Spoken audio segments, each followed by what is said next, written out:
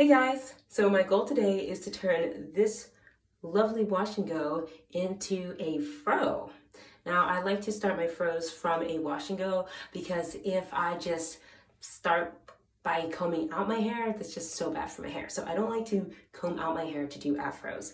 I like to start from a wash and go where the hair is already kind of in this state. You can see it has so much bounce and body and movement, and I could probably wear this the next couple days, but because of the cold weather, just don't really like to have the strands exposed when there's not that much humidity in the air. I love doing wash and goes in the summer, not so much in the fall. So the way we turn this into a fro is actually, this is me prepping the day before. So it's going to be in a bonnet, it's going to compress down, but then when I take it out, it'll still be in this kind of stretched-ish state.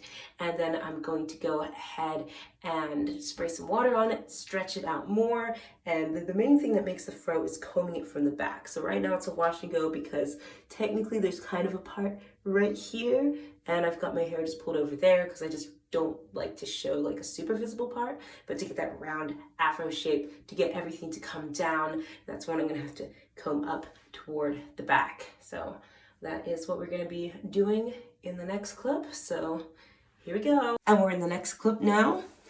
This is what my hair looks like after sleeping on it all night. I could just very easily kind of fluff it out. Usually if I have a wash and go, one of the things I do is just kind of shake it a little bit and let it sit for a couple hours, and it usually drops out of whatever position it's in into back into the wash and go. You can see here what's happened is some of the curls have kind of clumped together, which is why it looks kind of janky in places.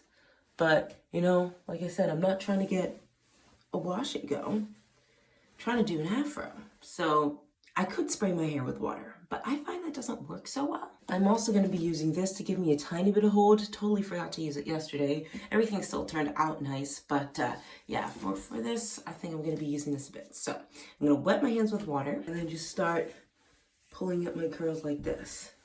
And I'll just wet my hands as many times as it takes, because remember, we're not going for definition here. We are going for volume. Okay, and I've pulled over my curls from the back. So if you can see here, it's gonna look a little flat at first, but I'm gonna just keep kind of fluffing with it and messing with it, and it will all come together. Now it is feeling a little bit dry, so that's now where the curl cream is gonna come in to go ahead and lock in this moisture here so it can stay big, fluffy all day long. Probably gonna use about this much. Kind of stick it in there like this. Okay, this is what I'm doing. The back just feels extremely defined, and I've got to pull those curls out more so that it gets bigger and fluffier.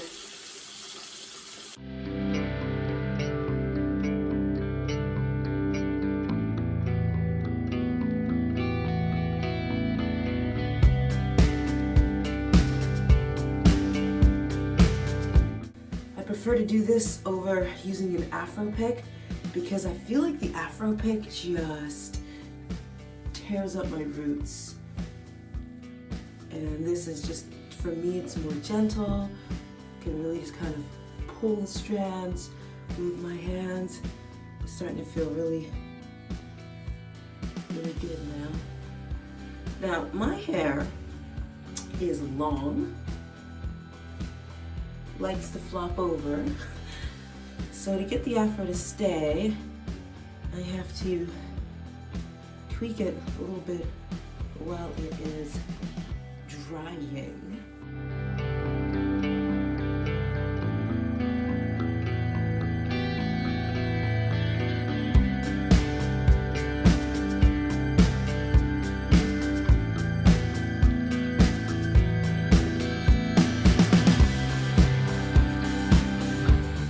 So to get this to stay, the bobby pin, the part that I went forward, just pin it down.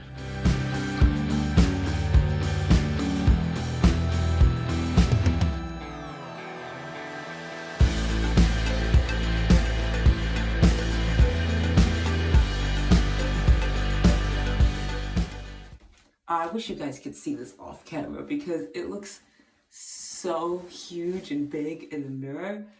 All right, so I usually kind of have like a little fringe here.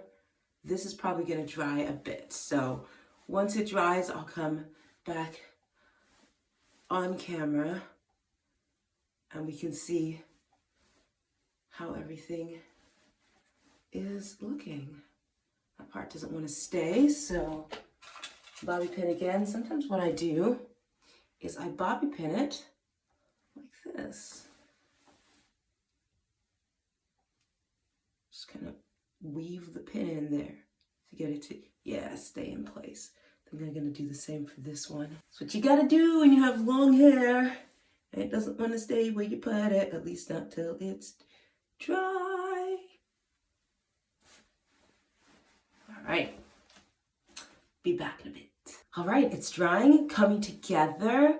I'm not sure I love this hair in my face. I might kind of just push it up like that so it's not 100% in my face, but the round shape at the top, we got that. It's just a little flat at the back. So let's just kind of pull it, fix that. Kind of where I've bobby pinned it down in certain places. And again, there's actually not a lot of hair back here. I put most of it to the front, but by messing with it, I can kind of create that volume. Let me grab the mirror, see how we're looking.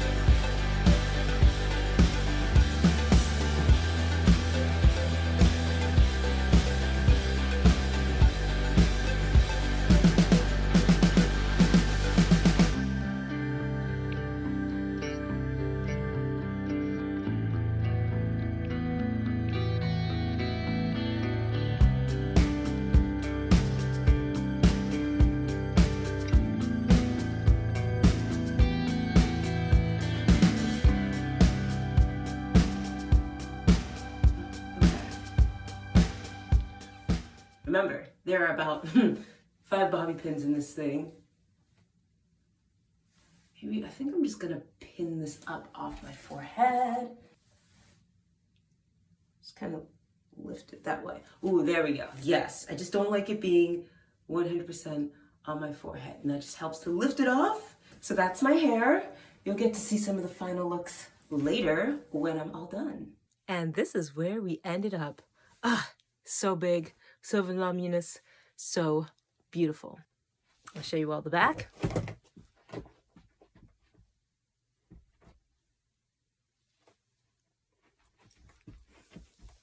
I love it. Now time to somehow wrangle this into a braid. I really do love this afro so much.